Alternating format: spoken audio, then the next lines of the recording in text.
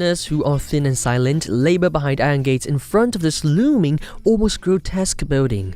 Scaffolding everywhere and lines intersecting, structures within structures. And that is Stalin's bureaucracy represented on screen. This week we talk about the Cannes competition film Two Prosecutors, which was also one of my favorites at the festival last year. Stay tuned to find out more. Hey, come on! The screening is about to begin! This is Cinematic Motif.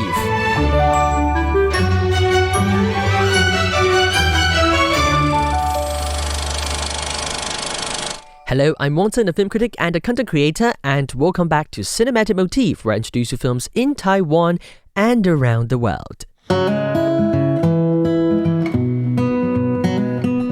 Alright, so as you've already heard, today we are going to talk about the film Two Prosecutors, or 大检察官, that is the official Mandarin translation.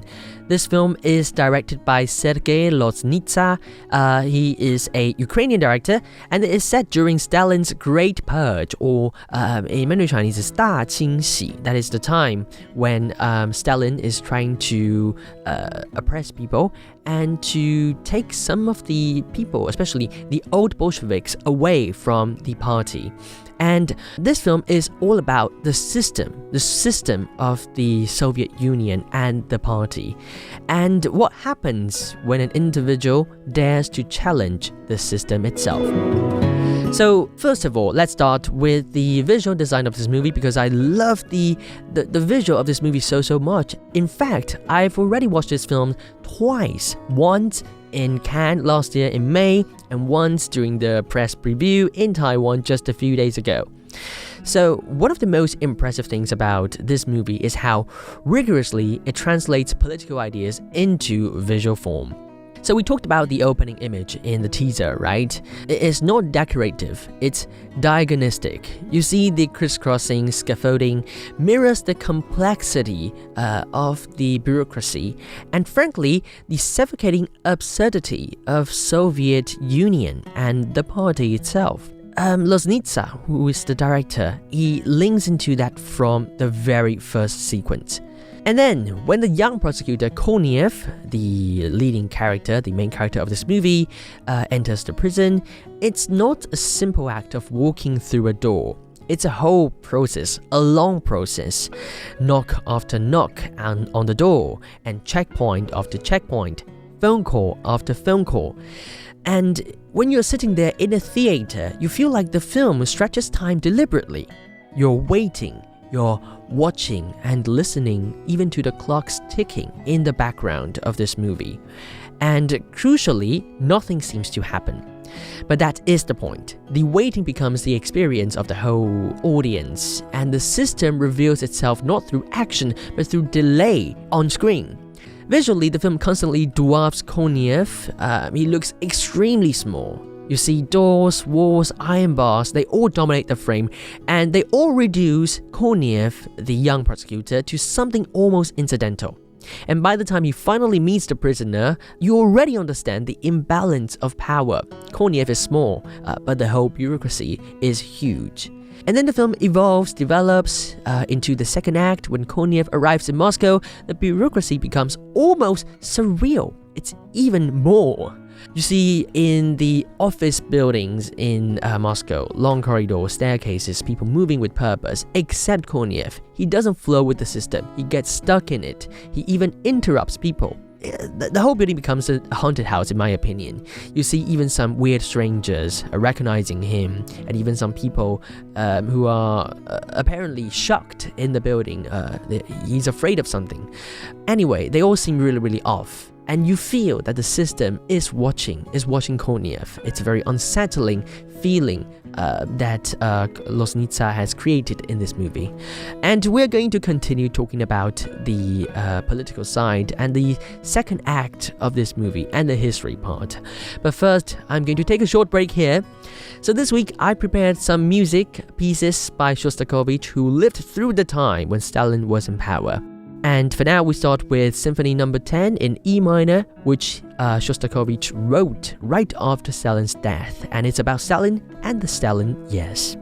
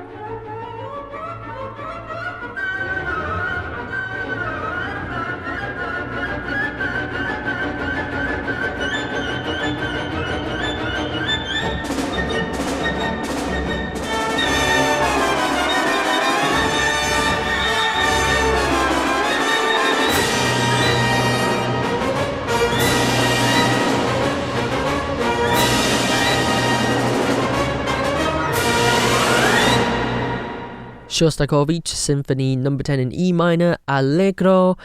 You're listening to Cinematomotive on Radio Taiwan International. I'm wanson. Today we are talking about the Russian movie Two Prosecutors, but directed by Ukrainian director Sergei Loznitsa.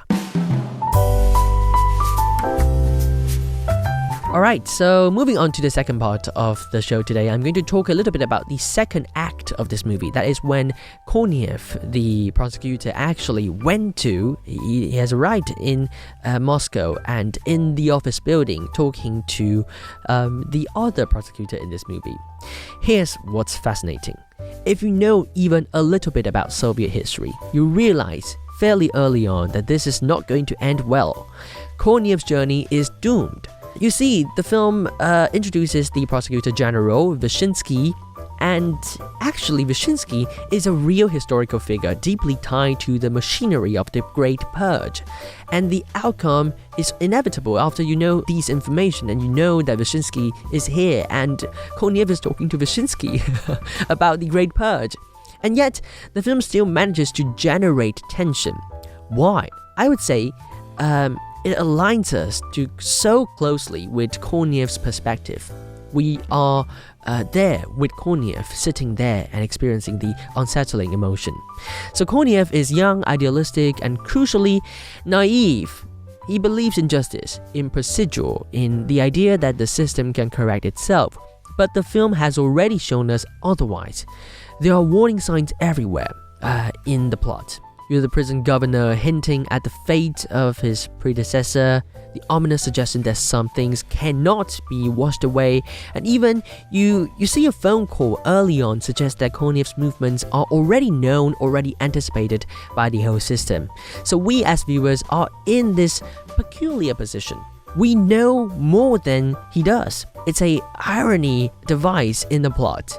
And that creates a very specific kind of tension, not what will happen, but when will it happen? We are waiting for that moment of Korniev's failure. And it's like watching someone walk slowly into a trap they cannot see. And that's why it's so gripping and frankly, so painful. Alright, we'll continue talking about how Two Prosecutors, this movie, can resonate with our modern society nowadays. But first, another piece from Shostakovich. This is Jazz Suite No. 2's Waltz 2.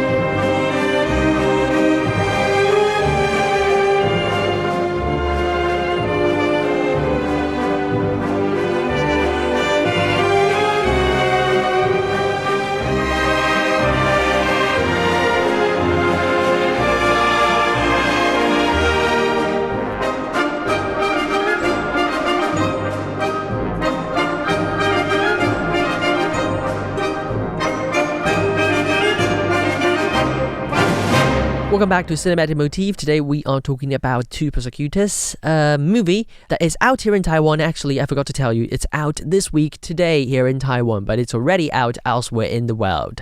It's a movie about a young prosecutor in the Soviet Union trying to raise some concerns about the Great Purge, but apparently he's not able to fight the whole system. And I think what elevates this movie beyond historical drama is how explicitly it speaks to the present. Yes, the film is set in 1937 during Stalin's Great Purge. It's a time when the Soviet state used secret police and fabricated charges and systematic violence to eliminate dissent, but Loznitsa isn't interested in history as something distant. This is clearly a film about continuity.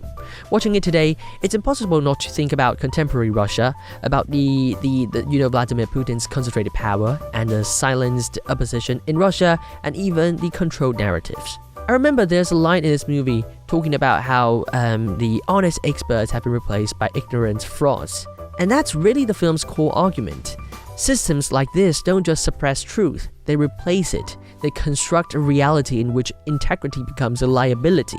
And Korniev in that sense isn't just a character, he's an anomaly, a glitch in the system. And the tragedy is that the system knows exactly how to deal with anomalies. So what happens 90 years ago is perhaps still happening in the modern Russia. Alright, so that's all from me about the Two Prosecutors movie, the 大检察官, which is out in Taiwan today. If you're interested in this movie, I highly recommend it. And I hope you'll enjoy the movie itself, just like I did. And that's all for this week's Cinematic Motif. As always, if you've got any requests or feedback, send your email to wanson@rti.org.tw. And you can also follow me on Instagram. My handle is @wansonscafe. This has been Cinematic Motif. Final song for you today is another piece by Shostakovich.